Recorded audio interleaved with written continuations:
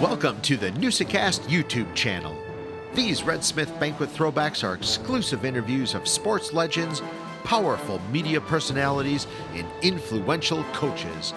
You won't find these anywhere else. Subscribe below and enjoy. All right, Newsa-Cast listeners, we have our throwback on YouTube. You have found the entire throwback. This is with offensive lineman, Packer great Jerry Kramer. Goes all the way back to 1993. This is the full interview, but remember, this is part of a podcast where we sat down to interview Eric Krieger, several bands in the area. So, we encourage you to go back and listen to that interview with Eric Krieger, wherever you get your podcasts, whether it's Spotify, Apple Podcasts. So please enjoy and go back and listen to the Newsa-Cast podcast.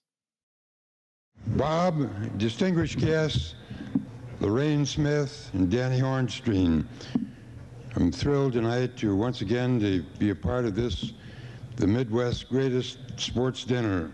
Listening to the description of the various programs and promotions that the Appleton Foxes are going to put on this year, I'm looking forward to that affluent person from the Fox River Valley who's taken up to the hot tub by the waitress, and as he goes into the hot tub, a fly ball is hit over his head. I'm wondering what's going to happen.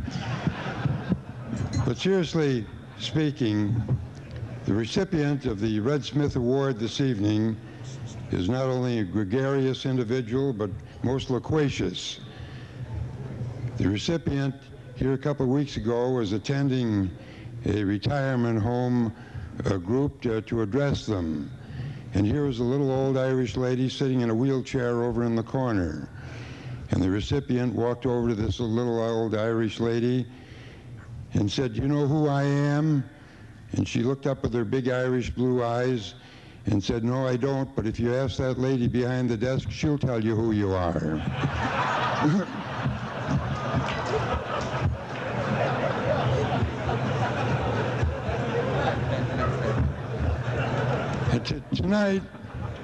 Tonight I have the great privilege and the great thrill and the great honor of presenting the Red Smith Award to Jerry Kramer, one of the great Packers of all time. And I'm sure that there's no one in this audience who needs to be told what his background is or what his professional football record was. But I just want to remind you of a few of his accomplishments as a member of the Green Bay Packers. He served as a Green Bay Packer for 11 straight years. That was before the options came into place, and he stayed with the Packers those 13 years. He was a member of 5 NFL championship teams. He was a member of 2 consecutive Super Bowl championships. He was a member of the only team ever to win 3 consecutive NFL championships. He was chosen All-Pro right guard for 5 years. He was chosen the best guard in 50 years of professional football. He's written 4 books, Instant Replay, Farewell to Football, Lombardi Winning is the Only Thing, and Distant Replay. And the only thing that's missing on this biography, and I'm sure that there isn't a man, Jerry, or a woman in this audience tonight, and I don't think there's a Packer in Packerland who doesn't wish that I could read your name off as a member of the Hall of Fame of football. And I'm sure that that's going to come within the next year or two. Good luck to you, and it's the honor at this time for me to present to you the Red Smith Award. Each year they have a little notation on the bottom. 1993 Red Smith Sports Award presented to Jerry Kramer for your outstanding contribution to the Green Bay Packers and the sports in Wisconsin. Good luck and God bless you, and we're very proud of you, Jerry.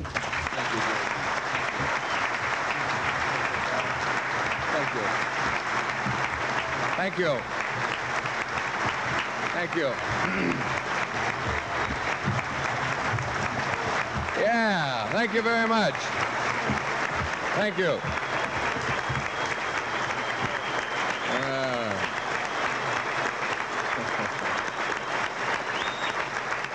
Thank you. Yeah, that brings back memories.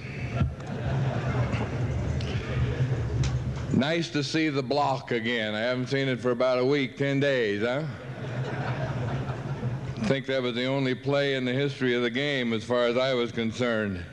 Been asked about that thing an awful lot, you know, and I'm sure you've heard the story before. I'm going to tell it to you again anyhow.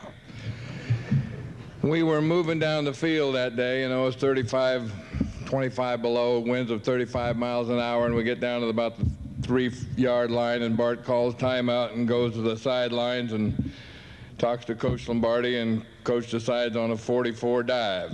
Bart comes back to huddle, calls a 44 dive. We gain a yard. Anderson's slipping all over the field. He calls timeout, goes to the sideline again, talks shortly with Coach Lombardi, comes back with a 44 dive. This time Anderson's slipping and sliding and falling again, and Bart has to actually reach up to hand him the ball. 16 seconds to go, we take our last timeout. Bart starts for the sideline and gets about halfway there, and Coach Lombardi gives him the Irish salute. He'd already been there twice looking for the best play, right? So Bart turns around, comes back to the huddle. We huddle up, and he says, "Has anybody got anything? Anybody? Has anybody got anything?"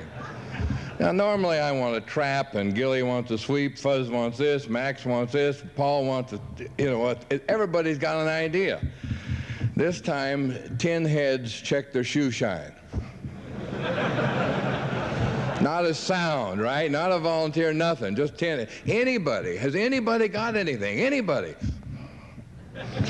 Again, there was a quiet in the huddle, and everybody checked their shoe shine. There happened to be a rookie guard or a second-year man by the name of Gail Gillingham playing in Fuzzy's spot at that time, and the silence got heavy, as it does in those kind of situations.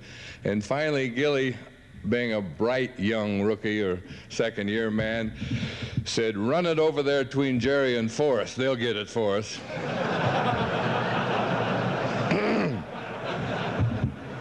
So he volunteered the old veterans. But it was a wonderful day. And Chuck Mercine, who was supposed to carry the ball, looked at me and he said, Bart was going to carry the ball again because of the footing and the problems and all this. And Mercine says, "What'll I do?" And he says, "You aim your shoulder at Bart's back. And if he's not across the line of scrimmage when you get there, put him across." Because if we don't score, we don't need him anymore.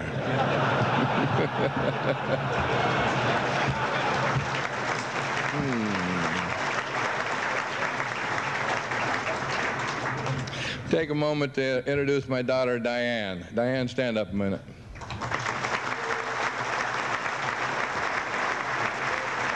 Thank you. There's so many friends of mine here this evening. Would you like to have a raise of hands who was there at that meeting? Let me tell you something. Yeah, how many people were at the Ice Bowl?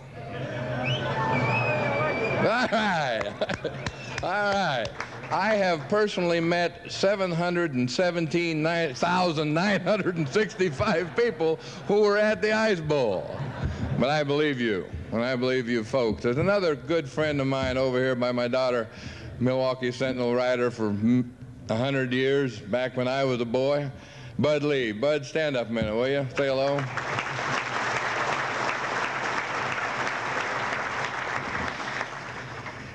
So many warm memories here in the city, in the town, in the state, in the neighborhood. Just getting close to Green Bay, the mind starts to drift and wander, and the moments come back, the warmth comes back, and it's an honor, a privilege, a wonderful opportunity for me to be here. I haven't got a lot of time. I'm not going to take a lot of time.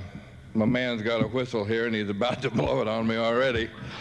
But I can't stay here. I can't stand here and visit with you without saying a couple things about Coach Lombardi. You can't help but notice the bright young faces that come up here this evening for the awards, and what a wonderful thing it is to see, and it makes you feel good about tomorrow. You can't help but look at the coaches and look at all the contributors, all the people that have helped put this dinner together and helped put these young people together, and think of the positive influence that ripples out across a community when one person makes a commitment like that. Coach Lombardi had a profound impact on me and all the Green Bay Packers, and far beyond the football field, into the business community, into probably many aspects of community life. But each and every one of these award winners and each and every one of these people here this evening have an opportunity to continue that ripple and to keep it going, and I would encourage you to do that.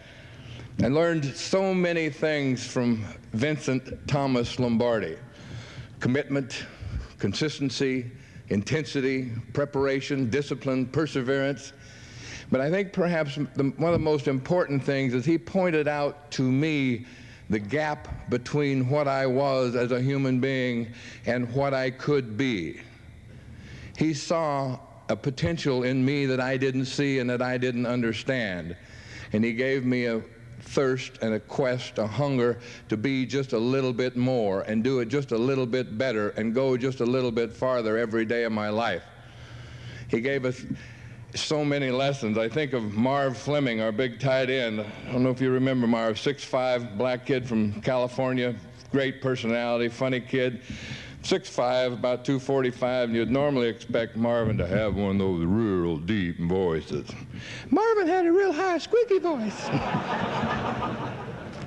We would take turns leading calisthenics out there on Lombardi Avenue, and when Marvin would get up in front of the group to lead calisthenics, there would be 45 guys doing their side straddle hops going 1, 2, 3, 4. If you drove down the avenue, you'd get us all a Merlin Olsen pick-me-up bouquet.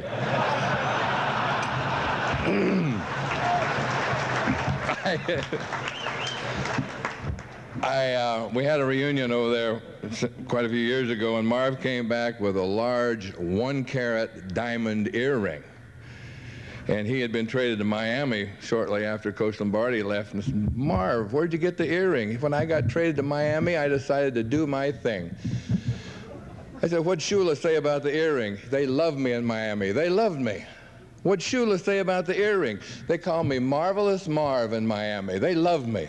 What'd Shula say about the earring? They loved me. I said, what did Shula say about the earring? He said, when I went in, I sat down opposite Coach Shula, and I turned my head from side to side, and I said, you notice anything, Coach? Shula says, yeah, Marv, you've lost an earring.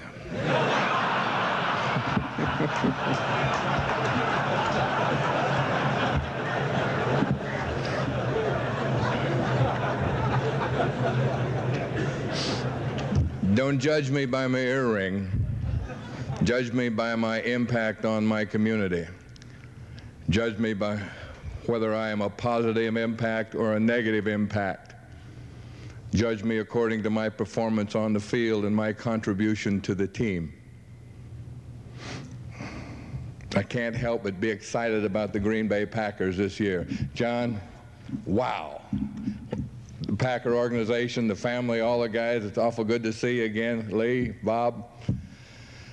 It's so exciting to get my Packer jacket out of the closet and wear it around Idaho and tell everybody the Pack is back. Wow, that's great.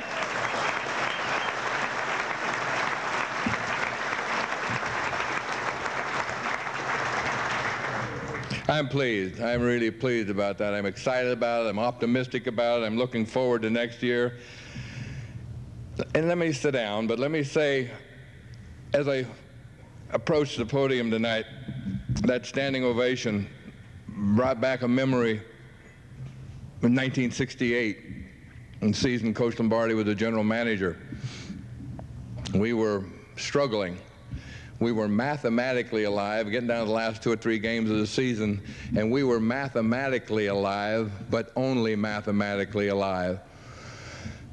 I think we were playing Baltimore, and there was about 2.5, 3 minutes to go, and we were maybe down by 10 points. We needed 2 scores, but that wasn't a problem. Everybody knew we'd get the ball, and we'd go down the field, and we'd score, and somehow we'd score again, and we'd win, and we'd stay alive. We started down the field, and we're moving pretty good. We get down across the midfield stripe, down to about the 40-yard line, fumble the ball. Baltimore recovers. The season is over. We know it, and every fan in the stands knows it. and 55,000 people rise up as one and give us about a 3-minute standing ovation. Now that's what I remember about the fans of Wisconsin, about the moments here. Judge, I would like to be in the Hall of Fame. It would be a great honor.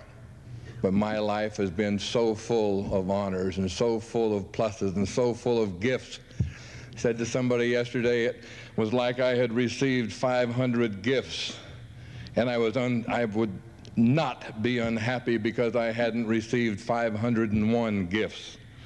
The game has been great to me. You people have been great to me. Everything about the game has been great to me, and I... 2-minute warning.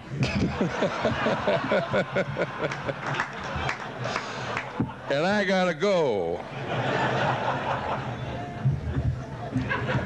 Continue the positive impact, folks. Keep the ripple going. Spread it out throughout the community. And thank you, thank you, thank you. It's been a wonderful evening for me. Thanks.